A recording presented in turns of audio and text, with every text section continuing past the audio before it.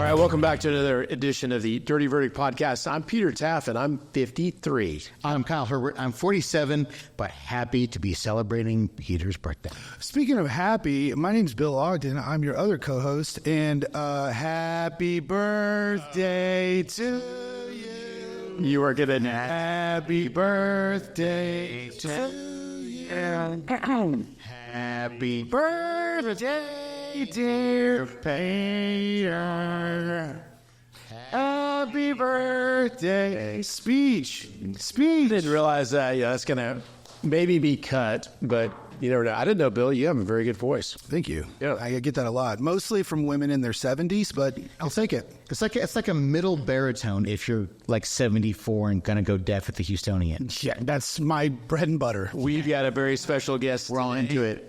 And his name is Drew Bivona. Thanks for joining us, Drew. Big Drew. Drew, a very good friend of mine, and Drew, one of the few lawyers that loves children cases. Children cases, that's it.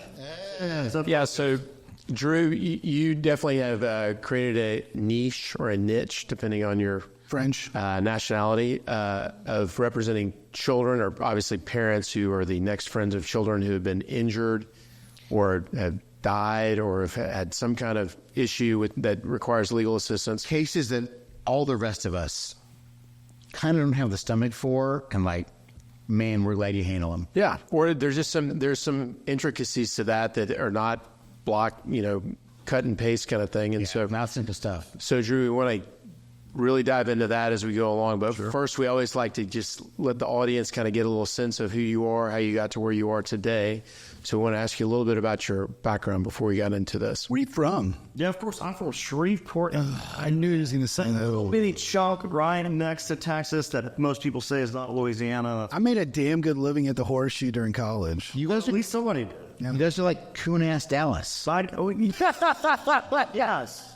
It's not really a bad compliment.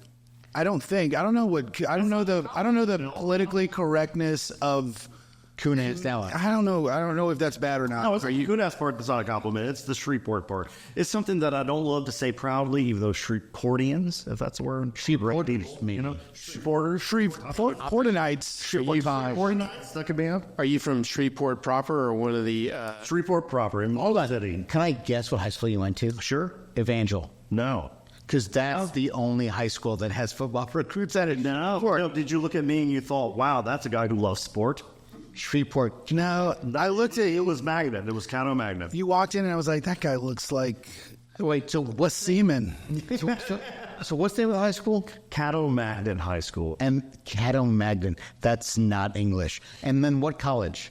I went to Embry-Riddle Aeronautical. Oh, so you're going to be a pilot. Well, I had that vision. So I was in the Navy, right, for 6 years. While I was in the Navy, I got my degree remotely while I was deployed. Cool. Through a university that specializes in aviation. I always loved airplanes, thought it would be cool. Couldn't fly, so I said, hey, how about I become an aviation attorney?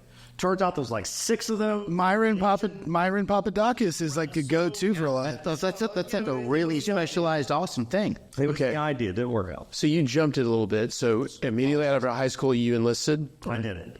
What year? in the Navy for... 2005 through 11. Oh, so you were like right in the heart of, the aftermath of 9/11 and kind of stuff was happening. Did 3 tours to, off the coast of Pakistan, Afghanistan, Operation Enduring Freedom, all that stuff. Even though Kyle's not going to say it, thank you for your service. Did you go into it thinking you wanted to see combat?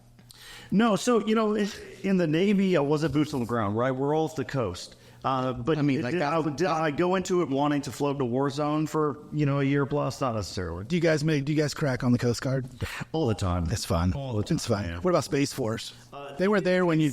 Right, but now when you meet with somebody, they're like, I'm a senior lieutenant, Space Force. know what they do. I don't either. It's so fun. it sounds complicated. I think it's all lightsabers. When Army plays Navy, do you have a vested interest? Yeah, I do Navy all the time. All right.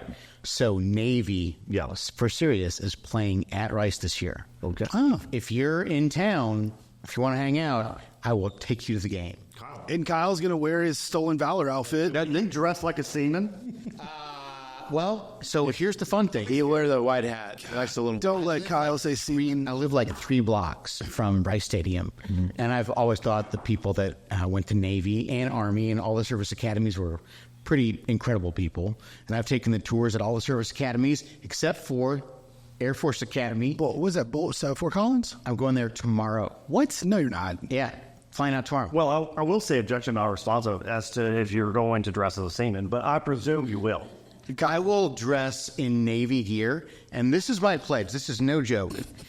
Any Navy grads you want to bring to my house for the Rice Navy game, I will buy the tickets and buy the beer.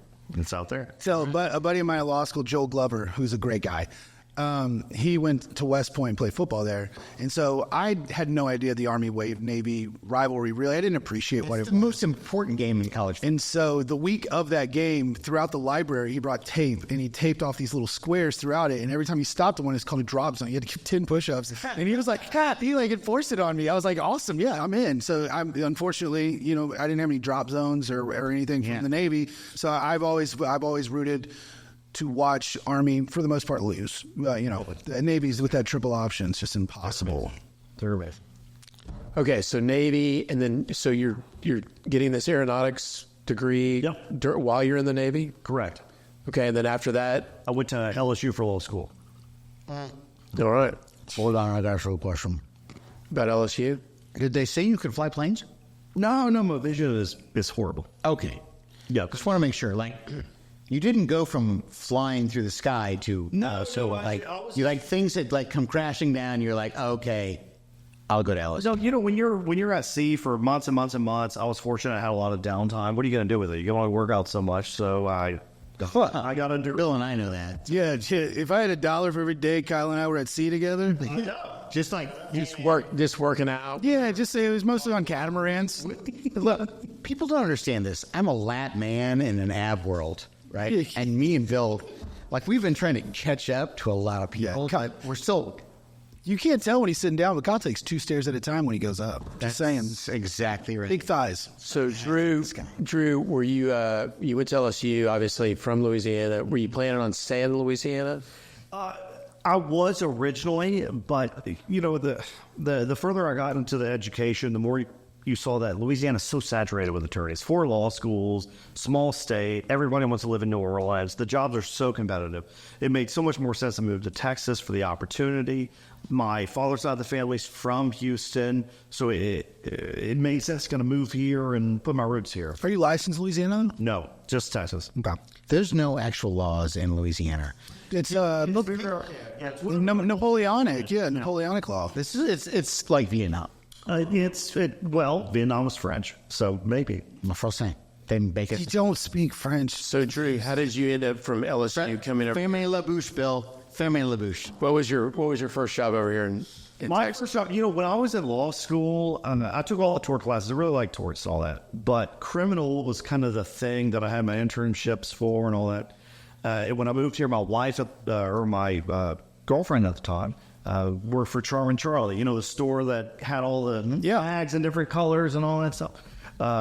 She worked for the corporate office, used to open up stores. She moved here. I said, sure, I'll do it. So I moved here, had no job, knew no one. And the goal was to shadow somebody that did criminal. And I found a woman who was a criminal defense attorney. I shadowed her for a little while. And she eventually said, hey, the firm I work for, they need a associate PI attorney. So I was like, yeah, sure, I need a job. I'm unemployed. And the rest is history. What a firm?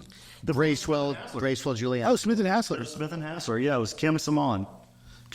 She took me under her wing, let me shadow her, and it was one of her mentors that let me, for a little bit, be a legal assistant, just a glorified receptionist, right? Post-law school? Post-law school, when I was here. No job. And then they, at the time, Smith & Hassler had a huge case involving the San Jacinto waste pits. And they needed an associate to help do all the discovery and all those things, and there I was. Let me just interject here for law students. When you're in school, you think this on-campus interview in the big firms, and that's the only way to go. But for 90% of people, Yes, everybody that's not a nerd. you got to kind of hustle and do something like what Drew did. But if you do it, usually something like that happens where they're like, hey, you're a nice person. We know you. We don't want to go out and interview 50 people or whatever. So I commend what you did to young law students who may be a little discouraged because they didn't get the big firm OCI. Like, keep grinding out. Understand is 90% of law students don't get to do that. Yeah. And 99% of law firms don't care and aren't participating in that.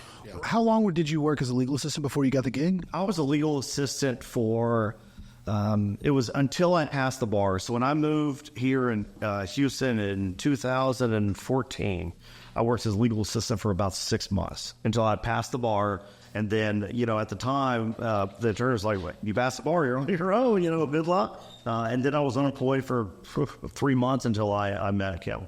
Nice. Yeah, that's the one thing I like about a lot of the guests we've had is they have stories like that where they just, hey, took a shot. And yeah, legal assistant, someone may say, well, I'm a lawyer. I'm not going to do that. But you got to do it. And, and good things happen to people who grind it out. And I learned so much as a legal assistant. Right? I learned how to research. I learned about procedure a little bit. Right? I learned about client interaction and so many things you don't learn in law school. You don't learn anything about being a lawyer. You just learn the law. You learn the law.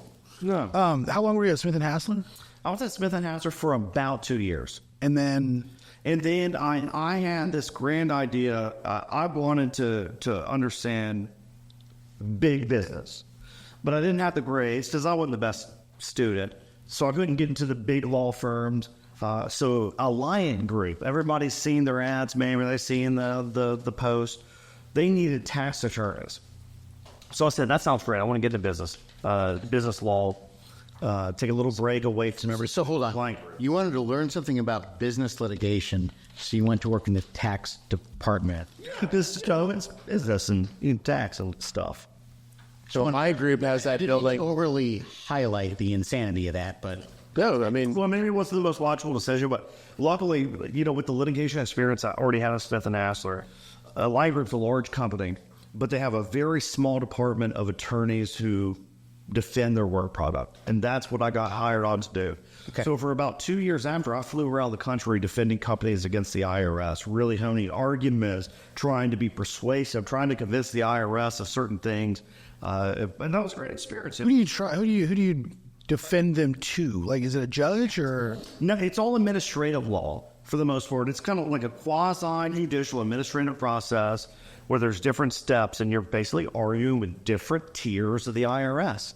Oh, you're just straight to them. An appeal level of appeals officers in the IRS, different kind of level. Huh, I didn't know that. do you still handle your own tax protests, I hope? I don't. I know. I did so many protests. I don't do it anymore. You're the only one that does, Kyle. I don't. What does it cost to hire you right now? I don't do it. Hired me. I just want to keep you on retainer, $52. Done. I've told my accountants I do not want to go to jail, but I will pay a fine. What? So To pay a fine, you just have to pay statutory penalties and interest. That's what I mean. So what do you? I was going Here, go ahead. How long were you at a Lion Group? I was at a Lion Group again for about 2 years. I was going to say, So we're at my question was going to be, Drew, based on the hip shirt you're wearing and your hip haircut, I'm guessing you're not at a Lion Group anymore. I am not doing Doing Lion tax Group anymore. protests. And you know what? he works for the government of North Korea. They do good work for the American people and businesses, but after that, I wanted to get back into litigation and get back into torts specifically. So I worked at a boutique firm here in Houston, PMR Law, where I focused on complex litigation, non-complex litigation, NVAs, things like that. What is PMR? PMR is just right off curb is Project Mahadas Roomkey. Ben. Okay. I know. Yeah, I knew that. Yeah. Yeah. Good guy. So got in there and had some really great cases and did some really good work. I was there for, again, about 2 years. And the opportunity just came up where I just decided this is time to do, I've been with a volume firm. I've been with a smaller firm. I've done some defense work. I decided I'll just open my own firm, take what I learned from everyone else and see if I can do something a little better or a little different or whatever. Was it pre or post COVID shutdown? I opened my firm in October of 2020. So that's just a little bit after, right? I mean, we were still locked down, I think. Just, yeah, I think masks were still on. I was Lysoling my delivered groceries still in fear. Kind of still open. Yeah. It was right after. All right. And so you opened how many people yourself? I opened it with me alone. And, funny story. And this gets into the kid side. My child was a foster child. We just adopted him I saw congrats. I saw the post. When? Last Friday? last Friday. Yeah, that is awesome. Congratulations. The day that I announced the world I was over to this law firm is the day we got the phone call that we were getting our son. And this was about 3.5 years ago, right? So I opened the law firm on a Monday, and I found a legal assistant that I was going to use as a case manager, as a receptionist, kind of all that. But I had to meet with CPS that day, right? It was like a parent visit. My wife had to be there. I had to be there. And we were at the time officing with a friend of mine. We were in the attic of their place in the Heights, like little attic, just third floor. There's nobody up there. There's just one big solid room. Looked like an attic. I left her up there. I said, "This is what you need to do. I got to go. I'm so sorry. I got to go do this thing." I left. She went to lunch. She never came back. First day I was open, my legal assistant quit 3 hours out. I mean, game, respect game, Yeah.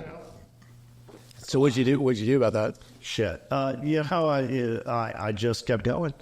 And I just got back in there and just found somebody else. And that next person I found ended up staying with the firm for about 2 years, which was great. Awesome. You just had to roll the punches. How long did you go before you saw the child case market and realized that nobody's really advertising or specializing or kind of, going for it? Question is the opposite. When did you realize that other lawyers didn't want to handle those cases? Sure. It's when I started out, my experience with, the firm, my experience was in motor vehicle accidents, a premises liability, and those classic cases. And this is a great city for that. The negative is there's so much competition. It's such a saturated market. It's so expensive to advertise, and you have so many billboards. You have so many deep pockets. You have so many established firms that are making millions of dollars. So when we started off, that's what we wanted to do. We wanted to do MVAs and the things that I knew. But the more I got into it, the more you could see that, God, you're battling some really big. You'll never keep up. This person's spending $300,000 a month. How are you going to do that if you just started? Even if you take a line of credit, you're never going to get that much money. So the idea was I've always been a unique brand. What I mean by that is I'm just a little different. My focus, and that's why I'm dressed like this today. It's no disrespect to anybody, but my focus has always been on... You mean from the way Bill dresses all the time. It's always been on the client, right? I don't run normal attorney ads. We don't talk about how much money we made for anybody else. I don't dress a certain way like I'm supposed to. My focus has been on the client. So I said, well, with that same mindset, what area of the law could I focus on? Could I carve a niche out in? Kids' cases came up. My mother's adopted, her sister's adopted. We wanted to adopt. I got a foster kid. I've had a spot in my heart to help kids out. So I started asking around, who else kids? Nobody. We started asking, even Uber drivers, hey, have you ever seen an ad from a lawyer that says, I help kids? I did this in Texas. I did this in California. I asked this in New York. Everybody said, no, never seen it. It's because nobody does it. So I said, man, this is it. This is what I should focus on. But then that got to the question of, how do you do it, right? So how did you do it? Shit. Well, don't give us the sauce, but what was your general approach? The general approach, and this was, a year and a half, 2 years in the making. We're talking over $1 million investment of how do we create and capture a market? How do we educate a population? How do we stand out? So we identified a need in the market, and I think this is an important thing for a lot of young law firms that, you could try to compete with everybody else, right? But everybody always has the same blend of argument. We care, we fight. We're the most aggressive, biggest verdicts. Yeah. So we found the niche, but then how do you capture it? We tried to take a multi-pronged approach. Number one, social media. I was thinking, who are childbearing age? Who are the mothers out there that are around our age or less? I'm 39. They're on TikTok. They're on Instagram. They're on Facebook. So I said, we got to get content out there. We have to try to approach them that way. We need a decent website, right? We need a lot of content, but also we need radio, we need TV probably. But I had no idea how to do that. So that's when you had to hire the big guns. We ended up hiring OpenJar out in Santa Barbara to help my marketing consultant, Brian Ranella, to create a plan. How do we put together an ad, a TV ad, that doesn't look like anybody else's? That's not me beating on the desk or not me saying, you know, I'm going to make you rich. How do we make an ad that focuses on the mother or the father that says, your child's been injured, I can help? So we put a huge production together. We did it in LA last weekend where we had a playground that was created, a rock gym, a daycare, and we created the most unique ad this country's ever seen. We just won an award for actually January of this year that tries to educate parents that injured kids have rights and that we can help. So over the course of this year and a half, through the TV, through the radio, through social media, that has created community awareness, brand awareness, that's created cases. And at the same time, it's educated other attorneys that focus on not kids, that focus on workplace accidents or NVAs or whatever it might be, that, hey, oh, this kid case came in, I would have never taken it, but I understand you're the only guy who does it. So let me at least reach out to you, find out if it's good or not. Where can people find this ad that just won the award? Is it on YouTube or your website? It's on. So we have a huge presence on YouTube, TikTok, Instagram, and Facebook. You can see the ad on the homepage, bivonalaw.com. It lives there. You can also see it on Instagram. We have a social media page of bivonalaw.com that has a lot of our content. Which platform do you, social media platform, do you see a little more engagement on right now? Instagram has the most engagement out of all the platforms. You know, Facebook is really faltering when it comes to engagement. Maybe that's the algorithms. Maybe that's how people are using it. People, I know I love short stories, short videos, right? I'm laying in bed, 10 o'clock at night, watching TikToks, how it goes. People love watching short stories. For some reason, Instagram is capturing more eyes than TikTok, even though it's the same stories for the most part, just seems to be a little bit more. It's because that Singaporean CEO at TikTok was not giving anything to China because he's Singaporean. That's the so there's a congressional hearing where he keeps getting asked over and over, like, you ever work with the Chinese government? He's like, no, I'm Singaporean. And they're like, you ever work for the military? He's like, the Singaporean military. But you have a Chinese visa, right? No. So, question. The reason that I know Drew is that like 7 or 8 different friends of mine were like, hey, do you know Drew Bivona? Just randomly in conversation, I'm like, no. And the first time I was like, no, I never heard of her. And then the second, third time, and finally I was like, well, who is this guy? I got to meet him. And so it turned out that we have a mutual buddy who's I guess, Brian Disher branding. I don't know what Ryan really... Marketing consulting, yeah. And so, if you need any marketing or consulting, call him. I've never seen somebody so passionate about that. And this is kind of his, mothership. But, So I think this would be helpful. I get a lot of calls from parents, guardians, grandmas, grandparents, people that run daycares, all with cases that touch on kids. Maybe like... feel like we could have worded that better. It's not trying to be a weirdo, Bill. I know you weren't. It's just natural. Cases that relate to children, whether they're like a bus accident all the way up to like a assault or molestation case. Mm-hmm. And to be fair, that's not what I do. I'm always looking for good people to refer those cases out to. What's the great breadth of stuff that you do, and how do we track you down? Sure. Well, to answer it in reverse, how you track me down, all social media is the exact same. Bivona Law, Bivona law.com, or Bivona Law on TikTok, Instagram, Facebook, is all the same. You're easy to find. Easy to find. When it comes to kid cases, kids enjoy the same rights as somebody who's injured in an accident, auto accident. And you see billboards everywhere. Everybody knows you get in an auto accident, you can call somebody. But parents don't know their children get injured in private settings like a daycare, after-school program, summer camp, community park, community pool, activity center, whatever it may be, that they have options, right? And the focus here is to hold these child care providers accountable. Bro, we entrust so much of these child care providers to keep our kids safe. If we're at the gym working out and there's a child care thing, We want you to keep the kids safe. If I have to drop my kid off because I have to work, my wife has to work, we want to keep the kids safe. And so often kids get injured and the parents go, oh, God, it's horrible, but And shit happens. it is what it is. You know, what do you do? We want to hold these. Who's holding these daycares accountable? Who? Me. I'm doing it. Okay. This is your bread and butter, right? So you've already got With a plaintiff who's a minor, that's your jam. That's my jam. Yeah, and you know, we still take motor vehicle access, premises liability, things like that, but oftentimes it also involves a minor. You know, a mother and a child, father and a child in a vehicle, right? Or some type of slip and fall issue that involves a mother, or a slip and fall issue that involves a child, or some type of educational issue. So someone calls my firm and there's a case involving a minor. I call you. You've already got experts in the pediatrics. You've got daycare experts and standard of care experts. So you've already got all that ready to go. You want to share it with anyone? You want to share it?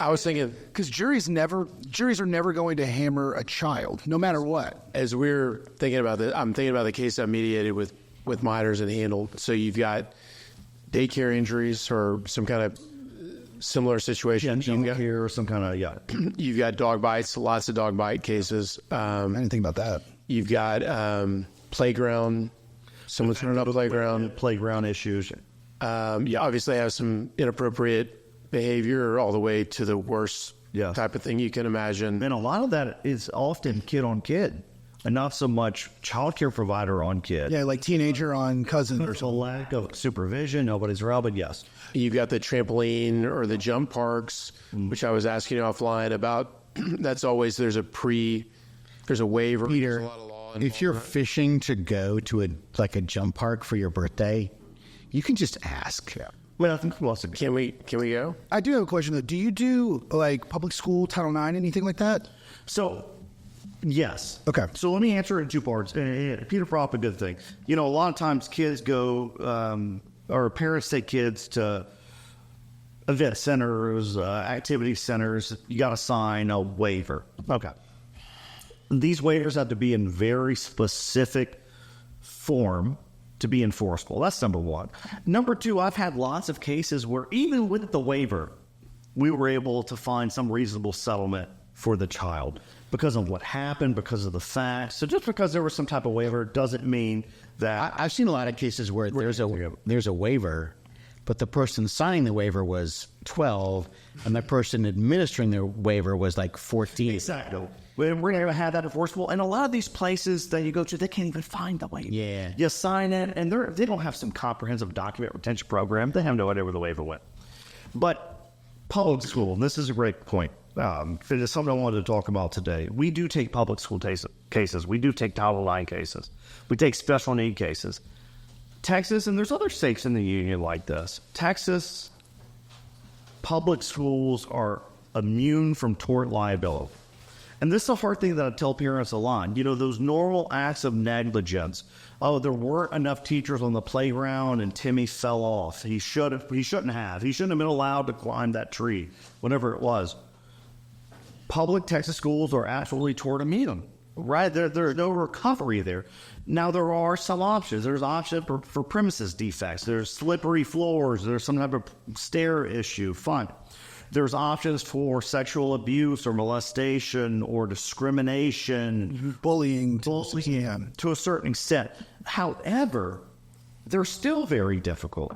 You know, even with the Fifth Circuit here and the case law when it comes to public schooling, you basically need just absolute blatant discrimination to succeed.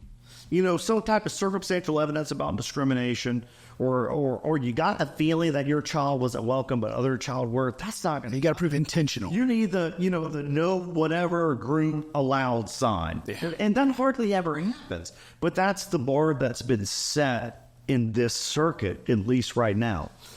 But one thing that we do a lot of as well, and injuries are a part of it, but it's special needs children. Special needs children in America across the country are entitled to a free and appropriate education, a thing, right? It's the Individuals with Disabilities and Education Act.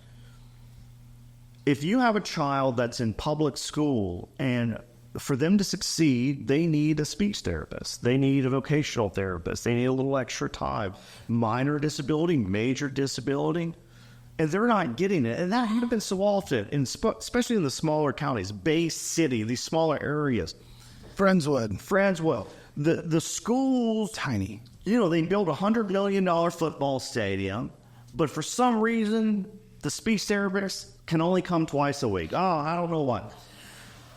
There's a federal program or not program, but procedure in place where I can force the school through an administrative process to provide a child with more services, more time in class, more resources, more progress reports, change in classroom, whatever it may be. Out-of-pocket expenses if a parent had to go hire another speech therapist.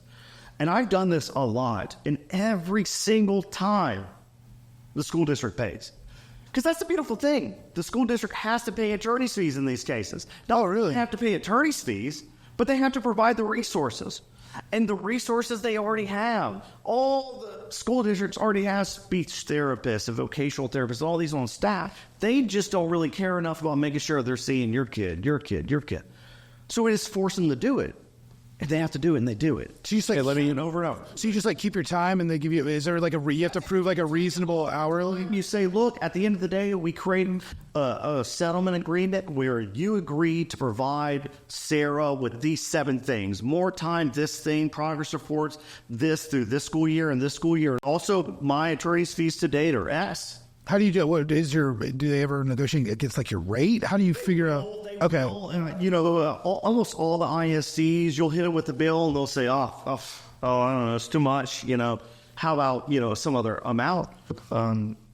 But at the end of the day, it provides a resource for parents to get their child what they deserve and to get it for free. So, Drew, just for action, so if you're a parent and you have a child in a public school, and do they have to go through? I can't remember the program. It's so it's a 504. 504, yeah. Usually, it's a child that has some type of 504, an individual education plan. Right? They have some type of diagnosed disability, minor or major. It could be ADD, right? It could be maybe a more severe form of disability. But regardless on the spectrum, each year they have to create an individualized education plan, and they have to implement it. So often they don't implement it. So that's what we try to provide. We try to help children regardless if they're injured. And since we can't help them if they're injured sometimes in public school, how can we help in public school? Well, if they're disabled but not getting the resources they need. So we can kind of provide a wide range of services. So they can retain you if they're not getting what they're should be getting services-wise, and then you'll interject with the school district and ultimately reach some kind of... Correct. And it's a little gray as well.